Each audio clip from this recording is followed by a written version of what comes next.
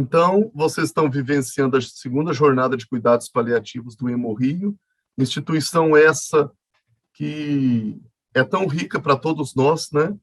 Em cada estado, no nosso país, mas especialmente na cidade do Rio de Janeiro e no contexto do Rio de Janeiro como um todo, o Hemorrio faz tanta diferença na vida das pessoas.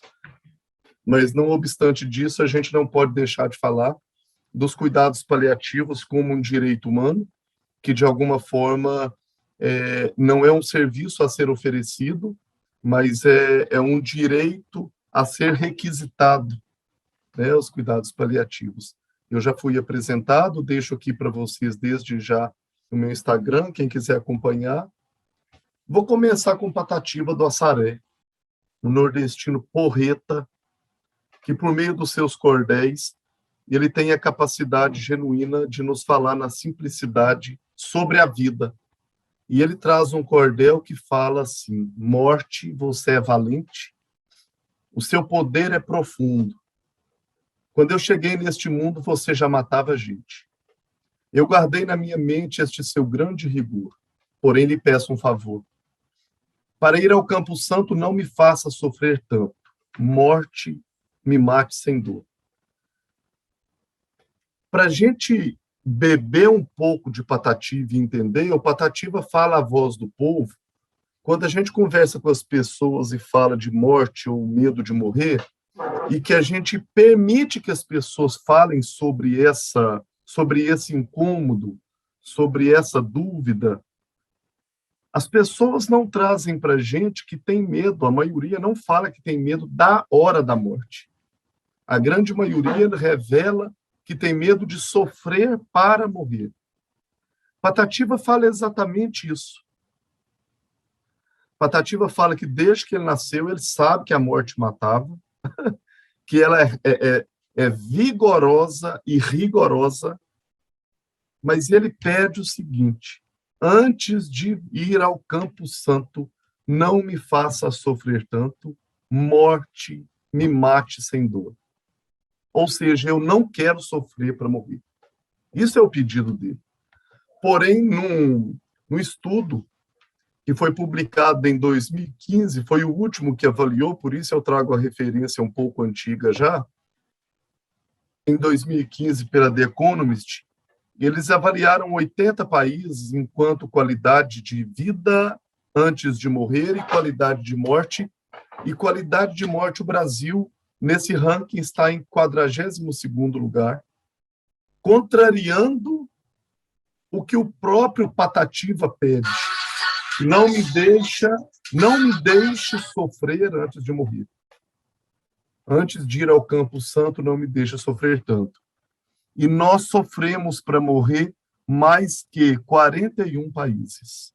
O topo é o Reino Unido, aonde se morre melhor, aonde o cuidado paliativo é mais genuíno.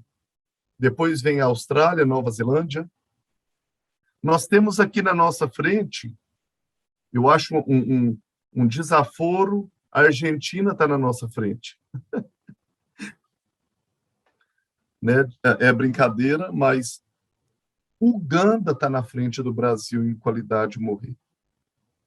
Não significa que teria que estar atrás, mas enquanto desenvolvimento de país, o Brasil já é mais desenvolvido que Uganda. Por quê? O que foi avaliado nesses países enquanto qualidade de morte? Que fosse oferecido, de alguma forma, cuidados paliativos, que tivesse uma política pública de cuidados paliativos nesse país, que tivesse uma política pública de cuidado paliativo. E nós não temos políticas públicas, eu vou falar rapidamente sobre isso daqui a pouco. Que na nossa formação de saúde técnica, graduação e pós-graduação, tivesse a disciplina de cuidado paliativo, ou que tivesse cuidado paliativo transversal às disciplinas. Que fosse mais fácil acessar medicamentos que controlassem sintomas, especialmente opioides para controle de dor. Hoje é uma burocracia.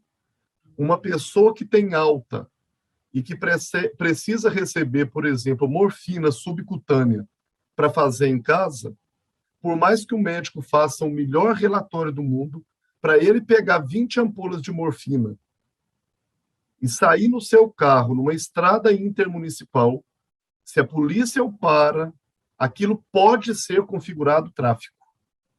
Nós não temos uma política pública de acesso a opioides para aliviar sintomas. E quarto, implementação de serviços de cuidado paliativo. O Brasil ficou em 42º lugar. Olha, quanto ao uso de opioides para alívio de sintomas.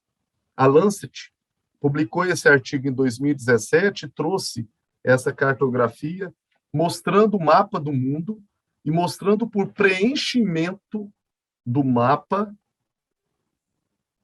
a questão do uso racional de opioide. O Brasil some nesse mapa. Por aí a gente vê nossa pobreza. Some, nem é citado o Brasil. Enquanto isso, Uganda está aqui. 53 miligramas, 11% com acesso. Ainda se tem um tabu que morfina mata no Brasil, para ter uma noção.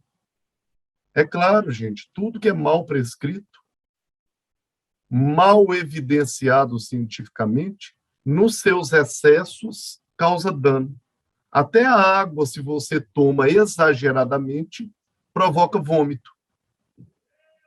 A morfina e os demais medicamentos para controle de dor, nós temos que ter bons protocolos para nos servir como guias, não como trilho, mas como trilha, com um direcionamento de como usar, de como prescrever, quais efeitos colaterais, como mensurar, e o Brasil é muito pobre nisso.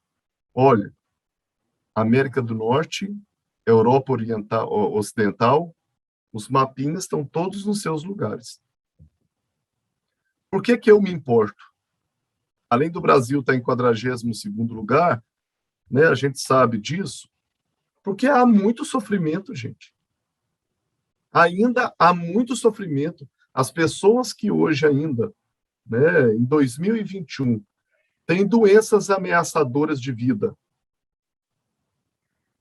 e especialmente em fase avançada dessa doença, próxima à fase final de vida, essas pessoas ainda sofrem muito nos hospitais e em casa, por falta de um controle efetivo de sintomas, por falta de uma comunicação compassiva. As pessoas ainda sofrem muito. E elas sofrem de dores multidimensionais. A gente depara com pessoas com dor total. Dor total é uma dor para além da dor física. A pessoa tem, para além de uma dor neuropática e nociceptiva, para além de náusea e vômito, a pessoa tem dor emocional. A pessoa está com uma doença avançada, em fase avançada de doença, e ainda tem sentimento de culpa, medo, e não é abordado quanto a isso. Dor espiritual, perda do sentido da vida. Quantas pessoas na fase avançada da doença falam: a minha vida perdeu o sentido, eu sou abandonado por algo que eu considero meu Deus. Por que isso? E nós deparamos de forma gritante com a dor social. São as pessoas que estão passando por situações de perda do seu papel no contexto social. É pai que vira neto, é filho que vira sobrinho, é mãe que vira avó, muda todo o perfil, porque ainda além da doença, tem um contexto social que a própria doença o tira como um ser produtivo. Meu conterrâneo, Carlos Drummond de Andrade, fala que a dor é inevitável e o sofrimento é opcional. Eu trago ele aqui para discordar dele. A dor é evitável. A dor é evitável. O sofrimento não é opcional. A dor física, psíquica, social e espiritual, de alguma forma, ela é evitável. Um exemplo simples é se a gente vai fazer um curativo numa área que gera uma dor considerável, a gente medica esse paciente um tempo antes do pico de ação do medicamento e faz o curativo naquela hora, a gente consegue aliviar o sofrimento, a dor. Agora, o sofrimento ele está para além da dor.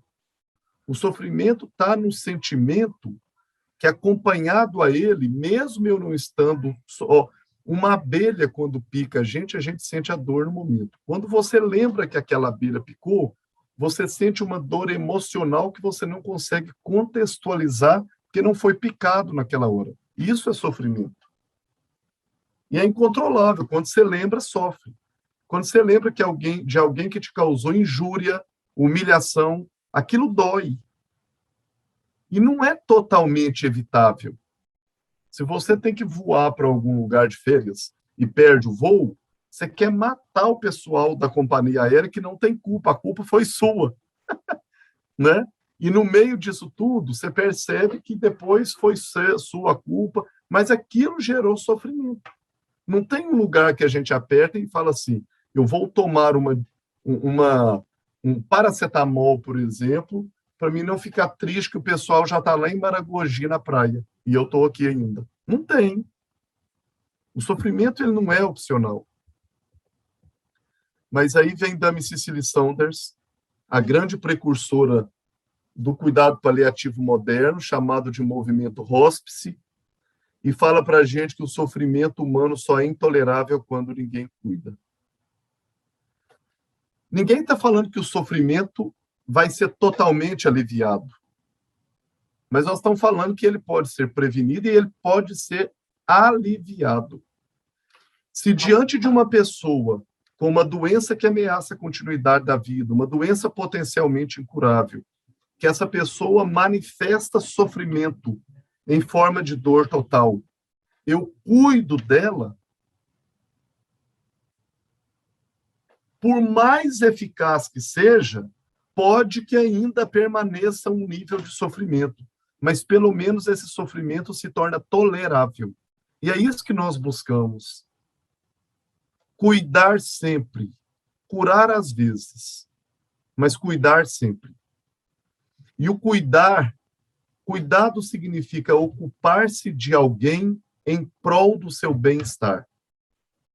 Ocupar-se de alguém. Quando eu estou cuidando, eu me sentir ocupado com ele, em prol do seu bem-estar. E quando, de fato, eu me ocupo de alguém, o que a gente busca, na verdade, é que o sofrimento dele seja aliviado. É que a vida dele se torne mais digna. E justamente quando a gente fala de cuidado paliativo, tem alguns poréns que as pessoas, às vezes, confundem. Eu estava cuidando de uma paciente da oncohematologia em fase avançada de doença, fase final de vida. Eu chego no quarto dela e sempre caminha comigo na universidade alunos da enfermagem e da medicina quando a gente vai fazer avaliação de cuidado paliativo. E eu chego nesse quarto, era um quarto apartamento, só ela no quarto, a filha junto, mas a filha estava do lado de fora com a mão na testa, expressão de choro. A mãe tinha vomitado e tinha vômito na roupa. A boca dela estava grudada com uma linha branca, que aquilo com certeza era mucosite pós-quimioterapia. E aquela mulher manifestava um olho de grande sofrimento. Num grande hospital, num hospital com ótimos profissionais, e aí eu procuro a supervisão. Não, primeiro eu procurei a técnica que estava no quarto. Falei, você já foi no quarto da dona fulana? Não, Alexandre, lá a gente vai depois, eu estou passando aqui primeiro nas quimioterapias, porque lá é só paliativo. Falei, Jesus amado, só paliativo. Falei, não vou falar nada. Vou até a supervisora. Falei, supervisora, você está com a prancheta fazendo a corrida de leito? Eu queria te perguntar se você já foi no quarto da fulana. Ah, eu fui, eu passei lá, tadinha, mas dá dó, né, Alexandre? Ela é paliativo. Meu Jesus Cristo. Eu perguntei a ela, o que você fez? Eu vou acabar de correr os leitos, vou ver a prescrição dela depois. O sofrimento é emergência, gente. Sofrimento é emergência. Sofrimento não espera um minutinho. Sofrimento é emergência. Eu fui até o prontuário dela, outra calamidade. Tinha tudo o que vocês pensarem para controle de sintomas, mas, infelizmente, tudo se necessário, tudo SOS. Me pergunta se alguém à noite fez alguma coisa. Nada. Por quê? Porque morfina vicia. Ah, não, eu deixei para dar ondansetrona só de manhã, porque à noite podia incomodá-la. Aí eu trouxe esse caso para falar com você o seguinte: o aluno que estava comigo falou assim, Alexandre, isso é eutanásia. Eu falei, jamais. Eutanásia é quando a pessoa pede a morte e ele vai na justiça requerer o direito de morrer antes. Em países como a Bélgica, a Holanda, tem nada de eutanásia. Isso se chama mistanásia. Mistanásia é quando uma pessoa, mesmo doente, morre antes da hora por abandono terapêutico. E como nós encontramos pessoas abandonadas ainda, e a gente encontra profissionais de saúde falando assim, eu tinha que ter mais autonomia. Se você quer autonomia para prescrever remédio, isso é autonomia de uma categoria profissional. Se você quer autonomia para cuidar de pessoas, isso é uma autonomia de cidadania e direitos humanos. Não grite por autonomia quando você cuida de alguém que tenha sofrimento e você permita isso. Isso se chama mistanásia. Aquilo é um homicídio. Essa mulher estava sendo morta antes da hora por falta de assistência, num quarto privado, que ninguém esperava isso, com 1001 protocolos muito bem feitos, com uma prescrição maravilhosa, mas com um grupo geral que não incomodava com aquilo, porque tinha um codinome na testa dela escrito paliativo. Isso não tem nada a ver com paliativo.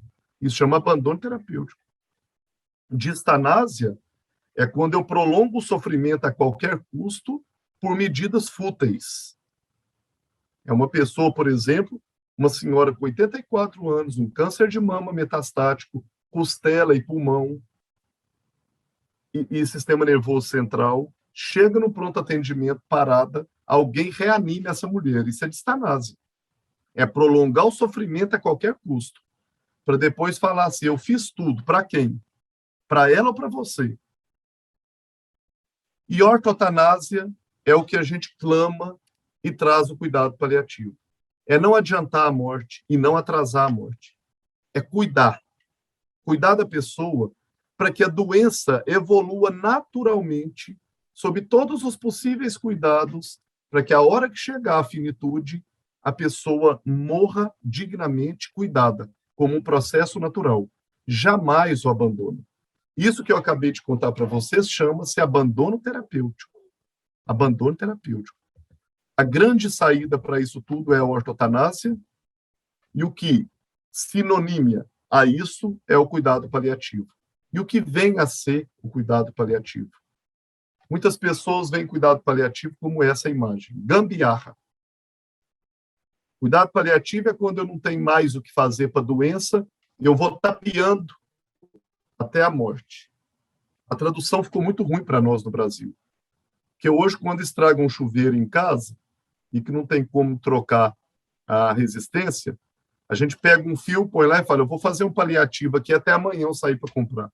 Tipo, o paliativo é meia boca. É o que eu faço, igual vocês estão vendo aí a imagem. E, na verdade, paliativo vem de palio, manto, proteção, amparo. Se essa criança que está no colo dessa mãe tem cólica abdominal, pegar essa criança, colocar um mantinho, colocar sobre o peito, nem sempre garante que a cólica vai passar. Mas essa criança se sente acolhida meio no mesmo da cólica. Cuidado paliativo busca isso. Mesmo quando uma doença não tem cura, quando a doença evolui e caminha para uma fase mais avançada, eu não estou cuidando para curar, eu estou cuidando para cuidar, para me ocupar de você. Eu cheguei em uma casa para atender uma senhora e uma pergunta muito efetiva que eu faço no começo do atendimento é: o que a senhora sabe sobre sua condição? E essa senhora indignamente me fala o seguinte: olha, Alexandre, porque eu fiquei sabendo que o meu caso é o seguinte, que eu não tenho mais jeito. Eu não tenho mais jeito. A gente troca uma doença por uma pessoa como um todo. Quando a doença não tem cura, a gente fala que o outro não tem jeito. Meu Deus, é só uma doença que não tem cura. A senhora tem jeito. Ainda há caminho. Mesmo a senhora com uma condição dessa, tem como eu pegar esse mantinho, te cobrir, mesmo com toda a dor que a senhora será amparada. A senhora tem jeito. A doença pode não ter jeito. Nós temos que ter muito cuidado com a fala que é: não tem mais nada para fazer. Não tem mais nada para fazer para uma doença, para uma pessoa sempre. Até depois dela morta, tem o que fazer. Vocês podem ter certeza. E a definição é que cuidados paliativos é um conjunto de medidas capazes de promover melhor qualidade de vida. O que eu faço em prol de melhorar a qualidade de vida de alguém que tem uma doença que ameaça a continuidade da vida, e lembre também dos seus familiares, em prol de aliviar a dor e outros sintomas estressantes, utilizando uma abordagem biopsicossocial e espiritual, estendendo até o período do luto, isso é cuidado paliativo. As pessoas têm muita dúvida, porque acham que tem duas portas. Uma é: a pessoa está em curativo ou está em paliativo? Eu queria contar para vocês que não existe duas portas. Não existem. Existe uma porta, a porta que acolhe. Uma pessoa pode estar recebendo um tipo de tratamento e receber cuidados paliativos. Já que cuidados paliativos é gerar qualidade de vida, o problema é que a gente acredita, pela forma que as pessoas falam, que cuidado paliativo é medida não invasiva. E uma coisa não tem nada a ver com outra. Cuidado paliativo é um cuidado voltado para a qualidade de vida e conforto na pessoa. Outra coisa é medida terapêutica invasiva ou não. Tem pacientes que estão em cuidados paliativos, eu vou dar um exemplo. Paciente que eu cuidei com linfoma, fase avançada de doença, próxima à fase final de vida, sem tratamento curativo, mas recebendo quimioterapia paliativa. Ele fez uma infecção urinária na fase final de vida. O médico assistente colocou no prontuário: paciente em cuidados paliativos. O médico plantonista que estava à noite, quando chegou e leu, que a enfermagem chamou o plantonista, ele falou: gente, por que vocês me chamaram? Vocês não leram que ele é cuidado paliativo? E foi muito bom, porque a técnica de enfermagem que estava lia, estudava, não só formou e se entregou um trabalho. Ela falou com ele assim: eu queria te explicar que cuidado paliativo não é pessoa, cuidado paliativo é cuidado. Ele não é cuidado paliativo. Ele é o Jonas que tem linfoma, está sofrendo com uma febre que não passa, tendo dor ao urinar, e eu preciso que você olhe ele, aonde incomoda, e alivie a dor dele. Aí sim você pode falar que ele está em cuidados paliativos, que você está gerando qualidade de vida. Ela é técnica de enfermagem, uma das técnicas que eu mais admiro na vida. Ela tem 29 anos de profissão. Quando formou, eu tenho certeza que ela não ouviu falar que era cuidado paliativo, que eu tenho 21, eu nunca tinha ouvido isso. E aí que ele foi refletir e falar: gente, é mesmo. Então, vai tratar esse rapaz com uma infecção urinária, mesmo em fase final de vida? Se for para aliviar sintoma e ele ter qualidade de vida, claro que vai. Se for para ele ir para uma terapia intensiva e lá ele ter mais qualidade de vida, vai. É isso que a gente tem que entender. Cuidado paliativo é fazer por onde eu levar qualidade de vida àquela pessoa. Ninguém está falando que não é para fazer medidas. Isso é outra coisa. Uma forma boa de explicar isso para vocês é essa gravura. Aqui estamos nós no amarelinho, com cuidados preventivos, estilo de vida saudável, tomara, né? A gente aqui no amarelinho. Mas em algum momento da vida pode acontecer de um diagnóstico de uma doença ameaçadora da vida. E aí a gente traz algumas, como, por exemplo, uma leucemia ameaça a continuidade da vida. Eu não estou falando que ela vai matar, mas ela ameaça. Esclerose lateral amiotrófica, ela. Doenças pulmonares obstrutivas crônicas, são doenças que o diagnóstico não significa morte, mas significa ameaça à continuidade da vida. A partir do momento que a pessoa tem um diagnóstico, a gente entra substancialmente com terapias modificadoras da doença, sem dúvida nenhuma, seja curativa ou de reabilitação, mas sabendo que ela ameaça a continuidade de vida, a gente tem que ter um olhar aqui, mesmo que menor, para os cuidados paliativos. E aí vocês me perguntam, mas o que é fazer cuidado paliativo? Primeiro, é acolher e possibilitar uma comunicação compassiva, uma comunicação que acolha a pessoa, uma comunicação que dê direito a essa pessoa de perguntar o que ela tem vontade, de tirar suas dúvidas, de planejar a sua vida. É simplesmente o ato de permitir ter uma escuta qualificada. Outro pilar do cuidado paliativo, controle de sintomas. Se eu falo que faço cuidado paliativo, eu tenho que ter em mente esses dois pilares. Ser um ótimo comunicador e ser um excelente controlador de sintomas biopsicossocial e espiritual. No início de uma doença ameaçadora de vida, o cuidado paliativo é somente uma abordagem. E a terapia modificadora da doença é que tem sua robustez. A partir do momento que a terapia modificadora da doença vai diminuindo a eficácia, a gente vai aumentando os cuidados paliativos, ou seja, a gente melhora o controle de sintomas e melhora a comunicação com essa pessoa e com essa família. E isso se estende até para após a morte com o manejo do luto. Então, se vocês me perguntam, Alexandre, uma pessoa é cuidado paliativo? Não. Uma pessoa é uma pessoa. Se ela tiver uma condição ameaçadora de vida, ela é elegível ao cuidado paliativo. Ela é eleita para, e é um direito dela. Porque a Constituição Federal do Brasil, no artigo 196, fala que saúde é um direito de todos e um dever do Estado. Então, uma pessoa que tem uma condição ameaçadora de vida e apresenta algum nível de sofrimento, ele tem direito à saúde. E o que é saúde? Saúde é bem-estar. Não significa cura, bem-estar. A busca do bem-estar físico, psíquico, social e espiritual é promoção de saúde. Então, todos têm direito a cuidado paliativo. Eu não pergunto se uma pessoa quer cuidado paliativo. Eu ofereço cuidado paliativo. É minha obrigação. Então, eu preciso entender que cuidados paliativos está alicerçado em dois fazeres.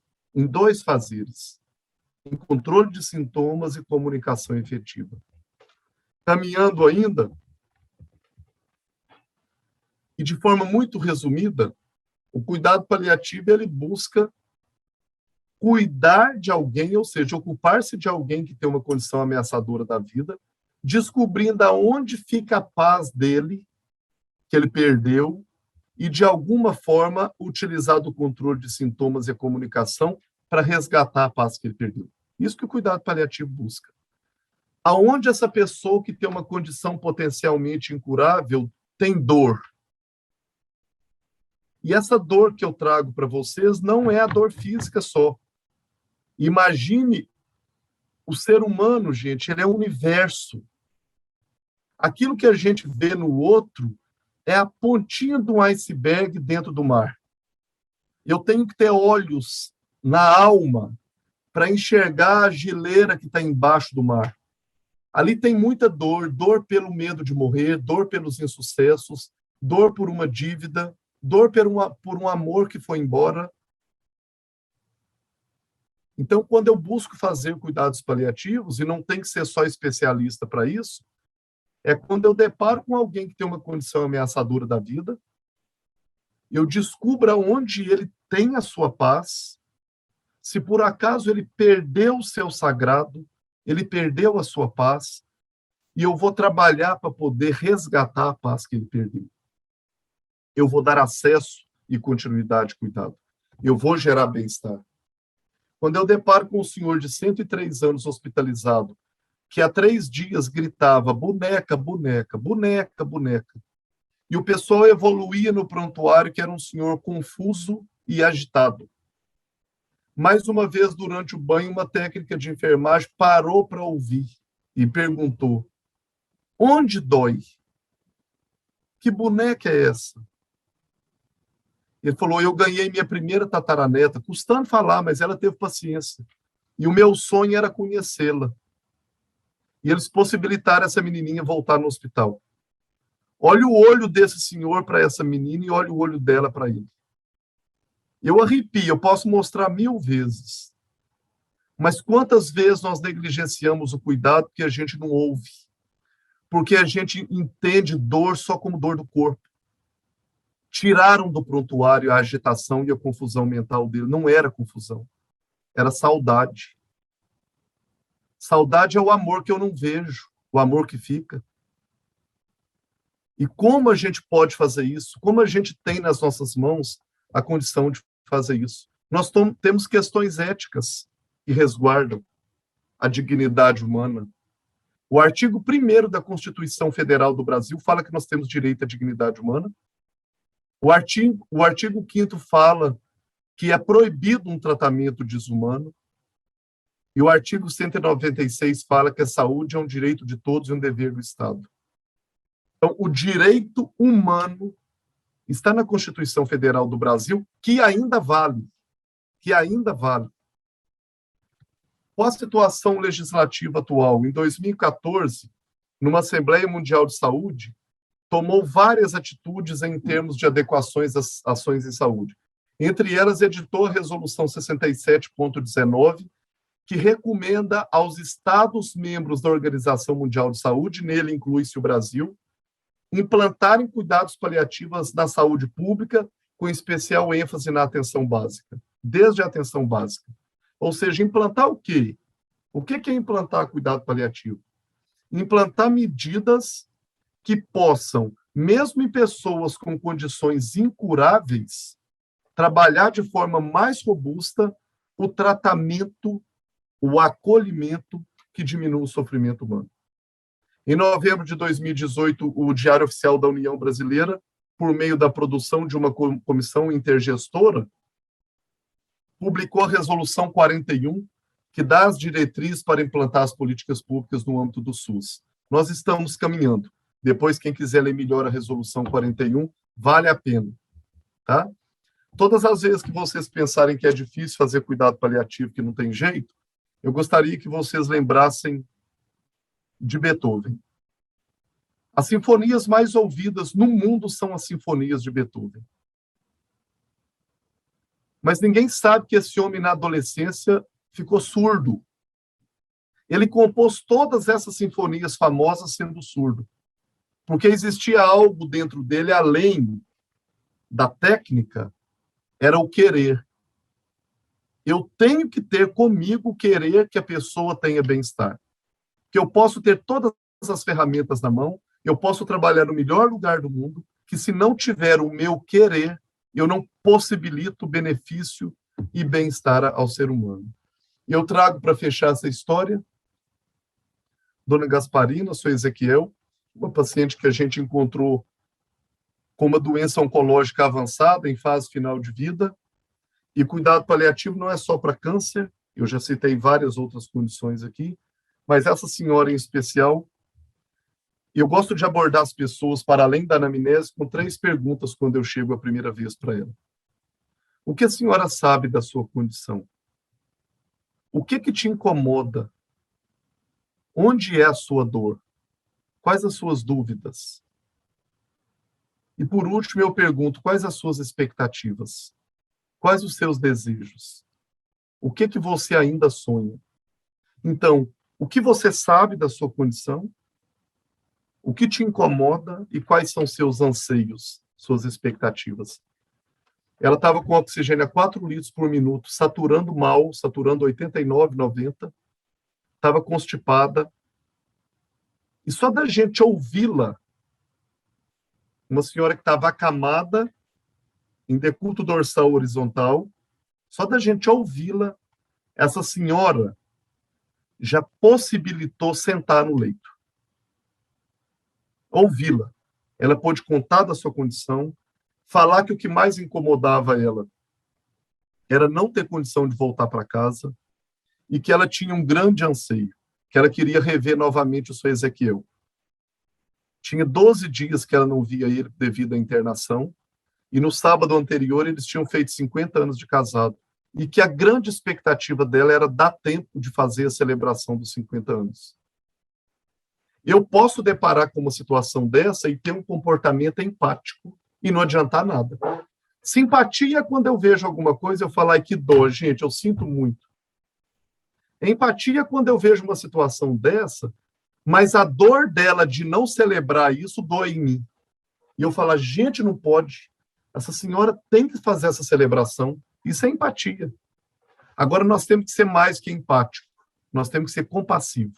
Compassivo é quando eu pego e faço.